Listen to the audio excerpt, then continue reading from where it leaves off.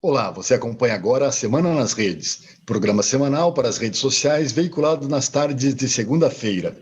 É conduzido pelos jornalistas Marcos Rogato e Jaqueline Malta. Em poucos minutos, você fica por dentro dos acontecimentos da região metropolitana de Campinas, do Brasil e do mundo. Destaques dos principais veículos de comunicação, manchetes das revistas semanais e os trend topics das redes sociais. A Semana nas Redes começa agora. Em Campinas, 5 escolas particulares apresentaram casos de Covid-19 após a retomada das aulas presenciais. Elas fecharam suas portas para evitar a propagação do vírus. As instituições de ensino continuam com as aulas virtuais. Já as faculdades públicas e privadas de Campinas vão iniciar o ano letivo com aulas remotas. Unicamp, PUC e Facamp informaram que as atividades presenciais serão retomadas somente quando houver segurança sanitária. A Secretaria de Saúde de Campinas informou que os recursos repassados pelo governo federal para o combate à Covid-19 no município estão se esgotando. Dos 142 milhões de reais repassados no ano passado, restam 20 milhões. Essas ações consomem cerca de 15 milhões de reais mensais. Por isso, se até abril não houver aporte, a Prefeitura terá de remanejar verbas do orçamento desse ano para arcar com o chamado custo Covid. Campinas recebeu um novo carregamento de vacinas contra a Covid-19 na semana passada. Com o recebimento, a cidade conta com 89.275 doses de imunizantes da Coronavac, do Instituto Butantan, e da Oxford AstraZeneca, produzida pela Fiocruz. A Secretaria de Saúde do município informou que essas novas doses serão utilizadas na aplicação das segundas doses em profissionais de saúde, também na primeira dose para a faixa etária maior que 85 anos. Até quinta-feira passada, Campinas tinha vacinado 42.874 pessoas. A Organização Mundial da Saúde afirmou que o coronavírus pode ter circulado em outro lugar antes da cidade chinesa de Wuhan, onde teria sido detectado pela primeira vez.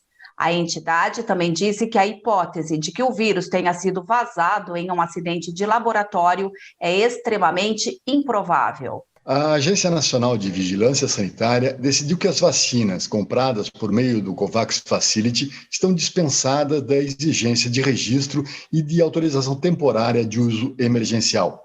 A COVAX é uma coalizão de mais de 150 países, liderada pela Organização Mundial da Saúde, para impulsionar o desenvolvimento e a distribuição dos imunizantes contra a Covid-19. Estudo dos impactos da Covid-19 na parte cognitiva, realizado no Instituto do Coração do Hospital das Clínicas da Faculdade de Medicina da USP, apontou relação entre a infecção pelo coronavírus e disfunções cognitivas. De acordo com a pesquisa, 80% dos participantes apresentaram perda de memória, dificuldade de concentração, problemas de compreensão ou confusão mental em algum nível. A cidade paulista de Serrana vai fazer parte de um estudo inédito. A proposta é vacinar contra a Covid-19 todos os 45 mil moradores adultos, exceto grávidas e lactantes. A cidade foi dividida em subáreas que formarão 4 grupos populacionais. O estudo fará as comparações dos grupos antes e depois da vacinação. Com a notícia, as imobiliárias locais passaram a ter grande número de interessados em alugar casas na cidade. O Tribunal de Contas da União deu 10 dias para a Secretaria de Saúde de Manaus responder se foi pressionada pelo Ministério da Saúde a usar cloroquina, hidroxicloroquina e ivermectina em pacientes com Covid-19. Os 3 medicamentos são ineficazes no combate à doença, de acordo com estudos científicos realizados no Brasil e no exterior.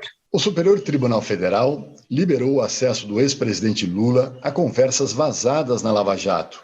O relator Ricardo Lewandowski fez críticas à operação e disse que a legalidade das mensagens deve ser discutida em outro processo.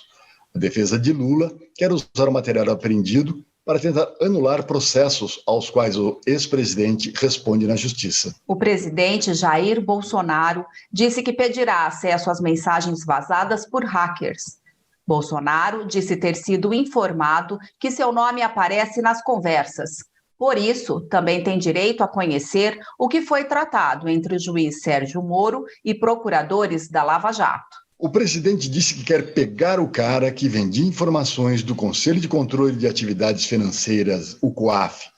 Foi com base no relatório do COAF sobre movimentações financeiras atípicas do ex-assessor Fabrício Queiroz que o Ministério Público iniciou a investigação sobre as rachadinhas do filho do presidente, o senador Flávio Bolsonaro. O Ministério da Saúde usou a Fiocruz, a Fundação Oswaldo Cruz, para a produção de 4 milhões de comprimidos de cloroquina. Documentos enviados ao Ministério Público Federal apontam que 70,40 milhões de reais foram destinados à elaboração do fármaco, que não tem comprovação científica no combate à Covid-19. A Fiocruz diz ter atendido campanha contra a malária. O presidente Jair Bolsonaro estuda uma forma de flexibilizar a lei de responsabilidade fiscal para reduzir o PIS/COFINS sobre combustíveis, sem indicar uma compensação financeira como rege a lei. O presidente argumenta que para cada centavo de real reduzido de PIS/COFINS são necessários cerca de 700 milhões de reais como compensação. A tentativa de redução do imposto é um aceno aos caminhoneiros. Das notícias internacionais, destacamos que em Israel, 2 medicamentos com grandes chances de curar casos moderados a graves de Covid-19 estão sendo testados. O Exo-CD24, testado inicialmente para tratamento de câncer, acaba de passar pela primeira fase da pesquisa. Já o Alocetra entrou na terceira fase de testes.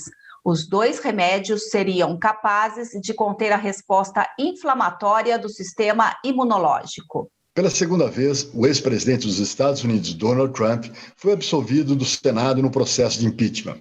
Ele foi condenado por 57 votos a 43 na acusação de incitação à invasão do Capitólio. Mas eram necessários mais 10 votos contrários para confirmar o impedimento.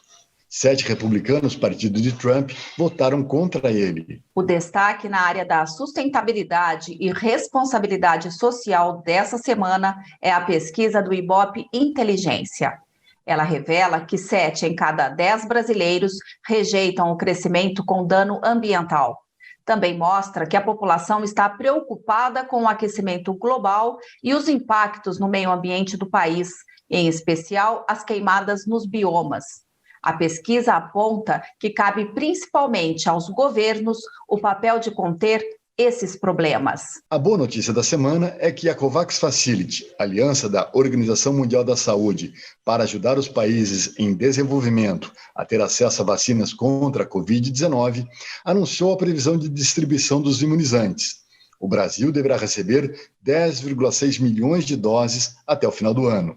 Quase 6 milhões virão para o Brasil até junho. A previsão da OMS é que até março o Brasil receba 1,6 milhões de doses das vacinas produzidas pela AstraZeneca Oxford. Para você ficar ainda mais informado, destacamos agora as manchetes das principais revistas nacionais. Começo pela Veja, que esta semana tem o título A Vida Depois da Vacina. A reportagem aborda as lições de Israel, que é um exemplo mundial no combate à Covid-19. Na Veja São Paulo, os Santaners. Aborda Santana, o bairro paulistano dos botecos e comércios centenários que segue progredindo. Na revista Época, a Casa da Discórdia. É sobre a ira e os cancelamentos que tornaram o atual Big Brother Brasil uma febre. Na Cruzoé, missão anular tudo. Sobre a possibilidade de todas as sentenças da Lava Jato serem anuladas. Na Isto É, o mistério da vacina russa. A matéria aborda a pressão do Centrão e de um empresário para escantear a Anvisa e liberar a vacina russa Sputnik V. A Carta Capital aborda a fragilidade da esquerda e da direita brasileira diante de Bolsonaro. Entre os Trend Topics da semana, um dos assuntos mais comentados nas redes sociais foi uma audiência virtual realizada no Texas, nos Estados Unidos. A videoconferência viralizou porque o advogado Rod Ponton apareceu nas imagens como um gatinho branco de olhos tristes. O juiz da sessão avisou o advogado que ele estava com um filtro de gato. Ponton respondeu que estava com dificuldades para remover o efeito e que, se o juiz o ouvia, ele estava preparado para ir em frente, pois estava ao vivo e não era um gato.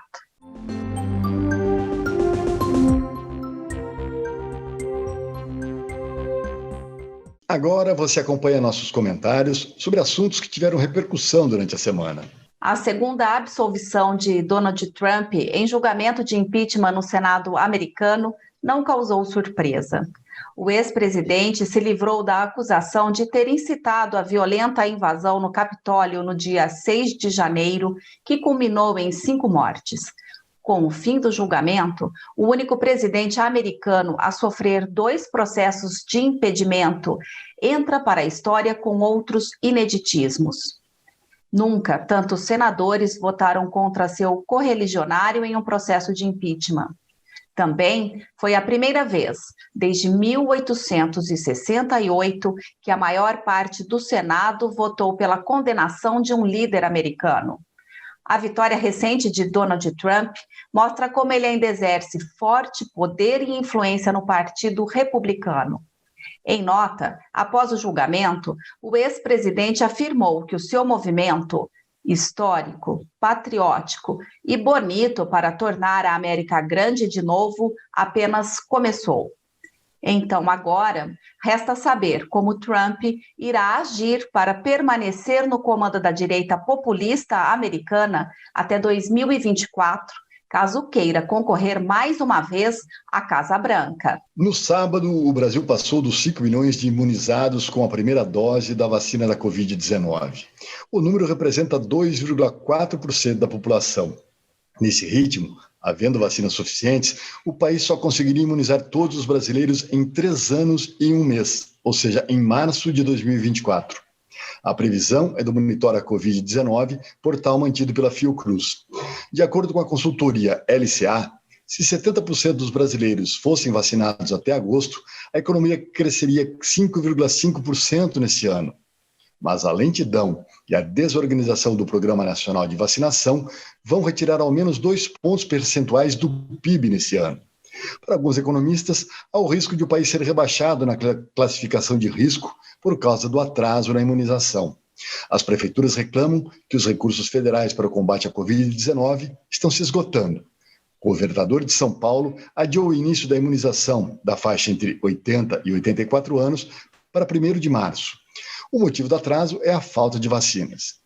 Estamos próximos dos 250 mil mortos pela Covid-19 no Brasil e ainda vemos falhas de planejamento, atraso em compras e mudanças no processo que emperram a vacinação no país.